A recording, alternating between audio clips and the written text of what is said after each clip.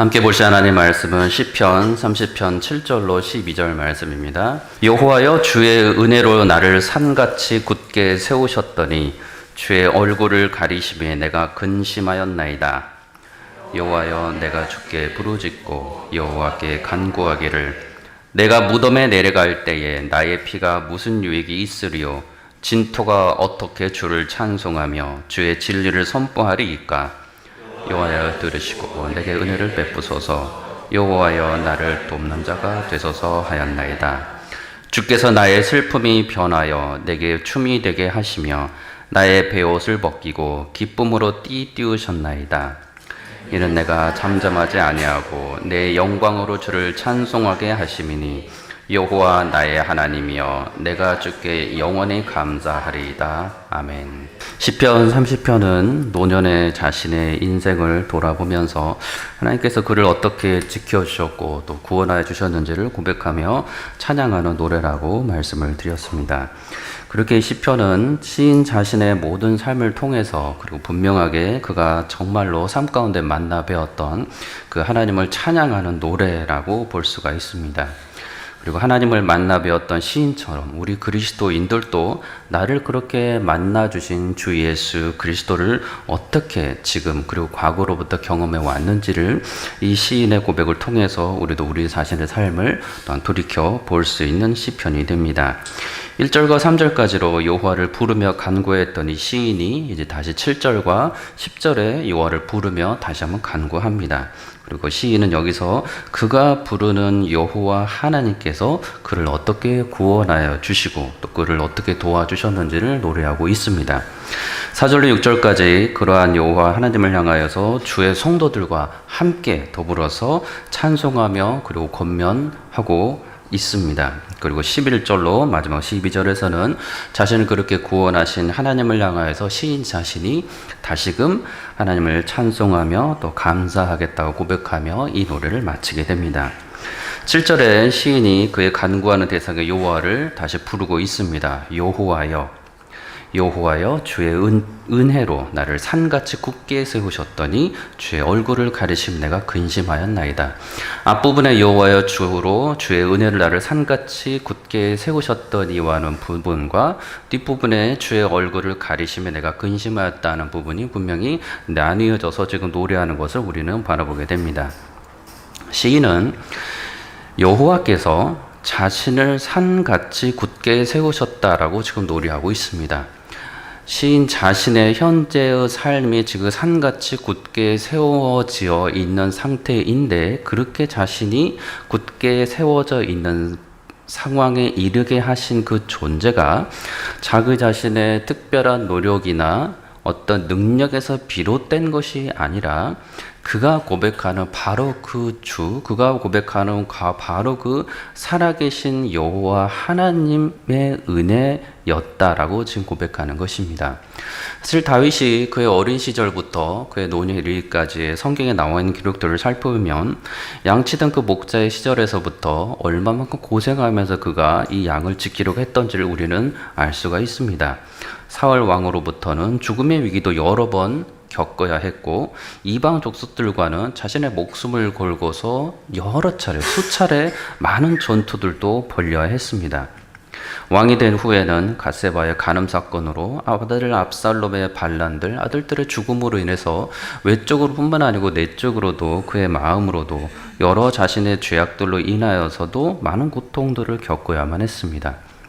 이렇게 자신의 고단했던 그 삶에도 불구하고 시인은 자신이 산같이 굳게 서 있다고 고백하며 자신이 이렇게 산같이 굳게 서 있을 수 있도록 지금의 상태를 그렇게 허락하신 분, 그분이 바로 과거로부터 지금까지 그리고 앞으로도 그를 지켜 보호해 주시는 여호와 하나님이시며 그분의 은혜 덕분이다라고 지금 고백하는 것입니다. 여기서 은혜는 은총과 친절과 어떤 뜻 이런 의미를 가지고 있습니다. 산같이 굳게 세우셨다는 것은 주께서 나를 능력의 산, 강함의 산과 같은 존재로서 그 온 이스라엘 가운데 그리고 온 열방 가운데 우뚝 서게 하여 주셨다는 의미로도 해석이 가능합니다. 그렇기에 시인은 자신이 그렇게 높임을 받게 된 그 상황이 바로 하나님의 뜻이었고 하나님의 친절하심이었고 하나님의 은총이었다라고 지금 고백하는 것입니다. 여기서 이 굳게 하여 주었다라는 이 굳게라는 단어는 이스라엘 백성들을 광야에서 지켜주셨고 그리고 홍해를 건너게 하셨고 그리고 자신들을 쫓아오던 애국 군사들을 큰 물에 몰살시켜 주신 하나님을 향하여서 하나님의 그 전능하심을 찬양할 때 노래하였던 그 굳게라는 의미입니다. 그러니 자신이 지금 산같이 굳게 서 있다라고 말할 때 굳게라는 단어는 변함없이 흔들리지 않은 특별한 견고한 상태라는 걸 우리는 확인할 수가 있습니다. 시인은 그렇게 하나님의 은혜로 자신이 원수들로부터 죽임을 당하지 않은 그 모든 상황들을 겪었음에도 불구하고 그리고 현재 원수들이 자신을 그렇게 산같이 두렵고 힘센 존재로 하나님께서 높여주셨다고 지금 고백하는 이 고백을 통해서 우리는 그리스도 예수 안에서 사망 권세를 이기신 그리스도로 인하여서 신자들 또한 이렇게 그리스도 예수 안에서 우리를 높여주셔서 흔들림 없이 굳게 세워주신 상태로 만들어주고 계시는 그리스도를 우리는 바라보며 또다시 나의 상황을 이해할 수가 있습니다. 그리스도인은 그리스도 안에서 그분의 의로우심으로 나를 정말로 의롭다 여겨주시고 나의 죄를 용서해 주시고 나를 거룩한 하나님의 자녀로 삼아주신 그 구속주 전능하신 하나님을 향하여서 그분의 은혜를 감사하며 고백을 합니다. 바울의 고백이 이렇게 그의 삶을 통하여서 고백합니다. 고린도서 3장 6절 이하에 나는 심었고 아볼로는 물을 주었을 때 오직 하나님께서 자라나게 하셨나니 그런즉 심는 이나 물 주는 이는 아무것도 아니로되 오직 자라게 하시는 이는 하나님뿐이니라 라고 고백을 합니다. 그가 수고를 하지 아니었다는 것이 아니라 그가 다윗처럼 그리고 하나님 많은 사람들처럼 정말로 많은 수고를 평생 하였음에도 불구하고 그것을 가능케 하여 주시고 그를 견고하게 세워주신 분은 자기의 능력과 경험이 쌓여서가 아니라 오직 그거를 가능하게 해주신 하나님의 능력이었고 그렇기 때문에 자신이 지금 상황에 이르는 것은 모두가 하나님의 은혜였다라고 지금 고백하는 것입니다. 고린도서 15장 10절에 그러나 내가 나된 것은 하나님의 은혜로 된 것이니 내게 주신 그의 은혜가 헛되지 아니하여 내가 모든 사도보다 더 많이 수고하였으나 내가 한 것이 아니요 오직 나와 함께 하신 하나님의 은혜로다라고 고백을 합니다. 그런데 이런 하나님의 은혜를 받은 그 시인이 이어서 전혀 다른 특별한 고백을 하게 되는데 그것은 이 고백입니다. 주의 얼굴을 가리심에 내가 근심하였나이다. 앞부분에 세우셨다니라는 표현에 따르면 과거에는 이러이러한데 그런데 지금은 그렇지 않습니다. 또는 과거에는 그렇게 어떤 상황이었는데 또 다른 과거에서는 그렇지 않았던 상황도 있었습니다. 라는 표현인 것입니다. 이전과는 달리 주께서 주의 얼굴을 나로부터 이전에는 밝히 드러내 보여주셨고 나와 함께 하셨는데 과거의 어느 때에는 내가 주를 볼 수가 없었습니다. 주께서 나로부터 얼굴을 가리워 주셨고 그래서 제가 마음이 지금 어렵고 곤란하고 힘든 상태였던 적이 있었습니다. 라고 지금 고백하는 것입니다. 언제? 시인은 언제 그의 과거의 삶을 통해서 주께서 하나님께서 자신의 얼굴을 가리우셨다라고 지금 고백을 합니까? 시인 자신이 교만하여서 하나님을 대적하고 하나님의 말씀에 불순종했던 죄악들을 저질렀을 때 하나님께서는 그를 떠나지는 않으시지만 교만한 가운데 그가 하나님을 바라볼 때에는 하나님께서는 그의 얼굴을 그로부터 가리우셨다라고 그가 느낀다는 것입니다. 가리우셨다는 이 표현은 하나님과의 교제가 끊긴 것을 느꼈다라는 표현이기도 합니다. 그래서 이 모든 상황에서 지금 시인은 자신의 죄악으로 인해서 그가 지금 하나님을 향하여서도 가리워 계시는 하나님을 지금 만나서 근심하고 염려하고 있었다라는 고백을 하는 것입니다. 그러나 그럼에도 불구하고 시인은 방금 앞부분에 말씀드린 하나님의 놀라운 그 은혜를 경험하였던, 구속함을 받았던 그 시인은 여전히 그럼에도 불구하고 하나님을 향한 믿음을 저버리지 않고 하나님을 향한 원망과 어떤 근심 가운데 낙담에서 그대로 무너지지 않고 계속해서 여호와를 부르는 모습을 보게 됩니다. 그가 시인의 과거에 그런 상황에서조차도 그는 계속해서 여호와를 불렀다라고 지금 말하는 것입니다. 그래서 그 8절이 이렇게 말합니다. 여호와여, 내가 주께 부르짖고 여호와께 간구하기를 이라고 노래를 합니다. 이 표현은 여호와시여, 제가 주께 소리 높여서 부르짖었습니다. 그리고 제가 여호와께 간절히 주의 자비와 은총을 구하였습니다. 그러하오니 주의 얼굴을 다시 이전처럼 드러내 보여주옵소서라는 그의 마음이 담긴 간구입니다. 이 간구는 신약에 우리 주 예수 그리스도께서 보여주신 그 간구와도 같습니다. 십자가에서 예수께서 이렇게 고백하였습니다. 마태복음 제27장 46절에 제9시쯤에 예수께서 크게 소리 질러 이르시되 엘리 엘리 라마 사박다니 하시니 이는 곧 나의 하나님 나의 하나님 어찌하여 나를 버리셨나이까 하는 뜻이라.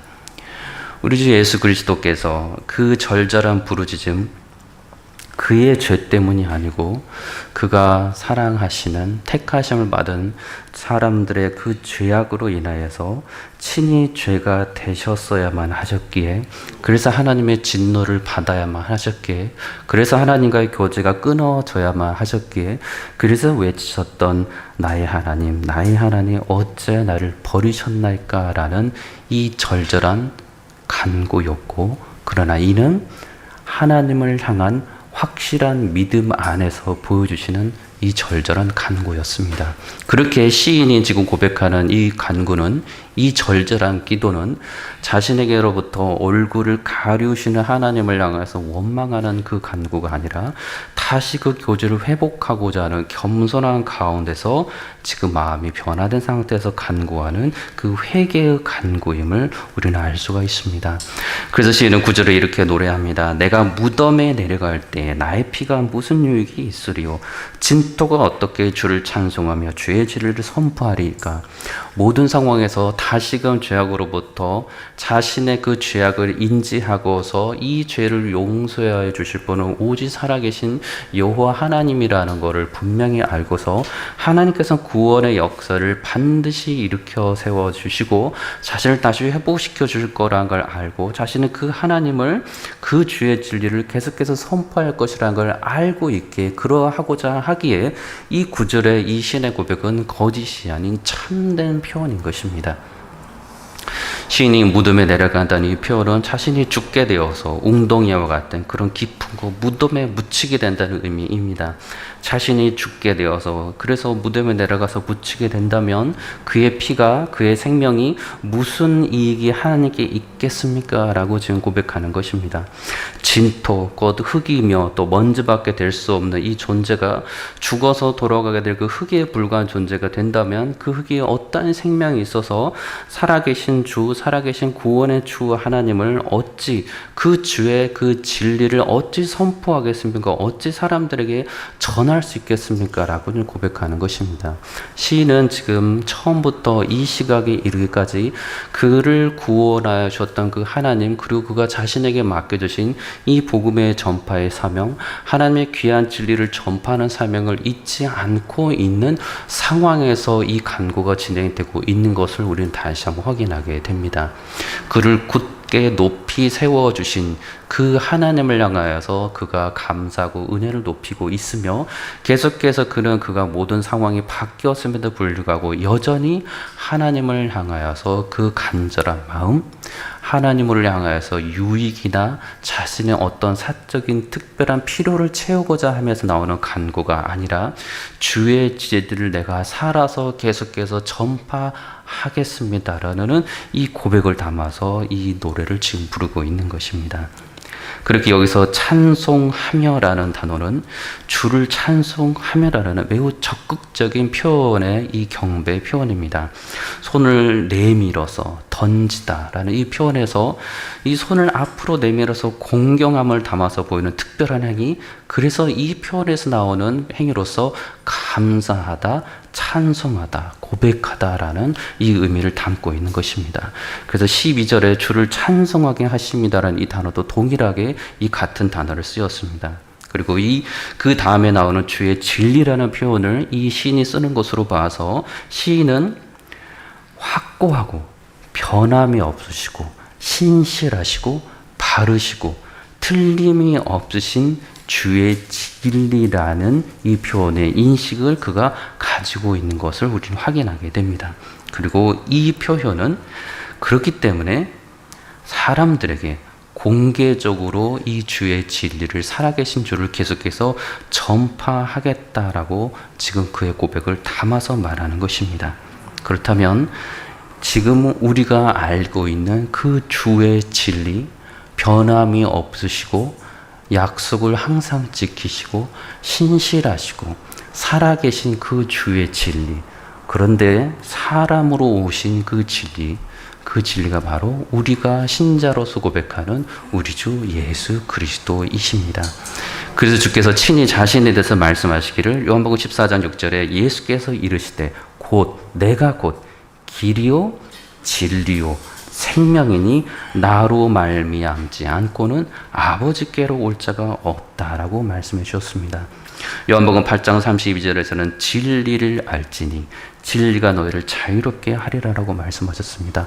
진리신 예수 그리스도를 알게 되면, 만나게 되면 그 진리의 역사하심으로 인해서, 예수 그리스도 역사하심으로 인해서 죄 가운데 있던 자들이 그 죄를 깨닫게 해주고 그 죄를 용서해 줄 수 있는 분이 오직 진리신 구주 예수 그리스도이심을 알아서 주께서 우리를 죄 가운데서 풀어주시고 자유롭게 하여 주신다는 이 고백을 이 예수께서 먼저 말씀해 주시고, 그 예수를 만난 사람은 동일하게 그 죄로부터 자유하게 된 그 은혜로 인하여서 나를 그렇게 자유롭게 하여 주신 진리의 예수 그리스도를 전파하게 된다는 것입니다. 그러한 하나님의 말씀이신 그리스도, 그분을 우리가 신자로서 만나고 성령 안에서 계속해서 알아가면서 그 주를 전합니다. 그래서 시인은 10절에 이렇게 간절한 마음을 담아서 다시 한번 고백을 하기를 3번의 이 명령형의 동사를 쓰면서 말합니다. 들으소서, 베푸소서, 되소서. 여호와여 들으시고 내게 은혜를 베푸소서. 여호와여 나를 돕는 자가 되소서 하였나이다. 이 표현은 여호와의 나의 간구를 들어 주옵소서. 여호와여, 여호와의 은혜, 여호와의 자비, 여호와의 은총을 저에게 베풀어 주옵소서. 여호와시여 나를 돕는 자, 나의 도움이 되어 주시옵소서. 이란 고백입니다. 계속해서 시인의 마음속에서는 여호와를 떠나지 않은 상태에서 여호와를 인식하고 있는 상황에서 그분만이 자신을 도와주셨고 도와주실 것이라는 그 정확한 인식 가운데서 여호와를 계속해서 부르고 있는 것을 지금 확인하게 됩니다. 사랑이 많으시고 인자하시고 자비하셔서 죄 가운데 끊임없이 넘어질지라도 그러나 여전히 죄악으로부터 나를 건져주시고 주의 말씀을 계속해서 지킬 수 있도록 인도해 주시고 악한 세력들로부터 그러나 나를 지켜 보호해 주시는 그 유일한 전능하신 능력 있으신 살아계신 분, 그분 여호와 하나님이셨고, 그래서 하나님을 향하여서 자신이 이러한 간구를 지금 3번씩이나 외치면서 간구를 드리고 있는 것입니다. 그리고 그 하나님, 그 살아계신 하나님은 우리 가운데 사람으로 오신 하나님이신 구속주 예수 그리스도이심을 우리는 확인하게 됩니다. 요한일서 4장 16절이 하나님이 우리를 사랑하시는 사랑을 우리가 알고 믿었노니 하나님은 사랑이시다라고 고백을 합니다. 로마서 5장 8절에 우리가 아직 죄인 되었을 때 그리스도께서 우리를 위하여 죽으심으로 하나님께서 우리에 대한 자기의 사랑을 확증하셨다라고 말씀합니다. 사랑이신 하나님께서 그 예수 그리스도를 보내주심으로 인해서 우리들은, 신자들은 그리스도의 사랑을 알고서 나의 모든 상황 가운데 내가 그 은혜를, 죄사함의 은혜를 입어서 살아가면서도 또다시 죄악 가운데 기웃거리고 때로는 넘어질 때, 그럼에도 여전히 나를 건져주시고 구원해준 그분을 향하여서 교만하지 않고 다시금 겸손하게 주를 향하여서 손을 내미는 이 모습으로 우리로 하여금 인도하고 계시는 그분이 바로 여호와 하나님, 우리 주 예수 그리스도라는 것이고, 그 하나님을 알 수 있는 것은 부활하신 그리스도가 아버지께로부터 보내주신 그 성령으로 인하여서 이 간구를 계속해서 올려드릴 수 있다는 것입니다. 그렇기 때문에 신자의 이 간구는, 회개함을 외치는 간구, 도와달라는 간구는 거짓이 아니고 성령 안에서 우리로 하여금 그 외침을, 그 간구를 하게 하시는 하나님께서 기뻐하시는 간구인 것입니다. 그리고 이 상황에서 주께서 들어주시는 그 하나님을 만났던 시인이 11절에 이렇게 고백합니다. 주께서 나의 슬픔이 변하여 내게 춤이 되게 하시며 나의 베옷을 벗기고 기쁨으로 띠우셨나이다. 변하다라는 단어는 완전히 상태가 바뀌는 것을 뜻합니다. 슬픔이 있었는데, 고통스러웠는데, 너무 힘들었는데, 근데 춤이 되게 하셨습니다. 내가 죄악으로 인해서, 그래서 회개하여야만 했기에 베옷을 입을 수밖에 없었는데, 그래서 제 가운데 회개할 수밖에 없었는데, 주께서 나를 기쁨으로 띠우시며 완전히 변화시켜 주셨습니다라는 고백인 것입니다.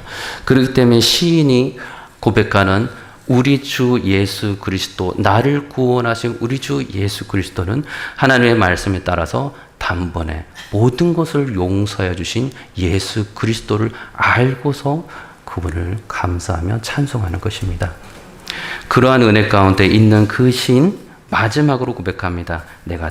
이는 잠잠하지 아니하고 내 영광으로 주를 찬송하게 하심이니 여호와 나의 하나님이여 내가 주께 영원히 감사하리이다. 그리스도로 인하여서 죄사함을 받고 거룩하여진 그 사람, 그래서 그가 그 영광 가운데 거하여진 그 사람은 자신을 거룩하게 해주신 바로 그분, 주 예수 그리스도, 우리 주 하나님을 인식한 상태에서, 알고 있는 상태에서 주님을 계속해서 높이며 찬송하며 감사하다라는 고백을 하는 것입니다. 이러한 고백이 저 여러분들 가운데 오늘 하루도 이 땅을 살아가면서 나의 구속자이신 예수 그리스도, 부활의 기쁨을 우리에게 약속해 주신 예수 그리스도를 언제나 알고서 주께 감사하며 찬송하는 이 복된 하루 되시기를 우리 주 예수 그리스도의 이름으로 축원합니다. 기도하겠습니다. 참 좋으신 아버지 하나님 감사합니다. 늘 우리를 자비로운 가운데 사랑하시는 주님 붙들고서 주님 안에서 살고자 몸부림치는 복된 이 하루 될 수 있도록 주 하나님 도와주시옵소서. 감사드리며 예수님의 이름으로 기도드리옵나이다. 아멘.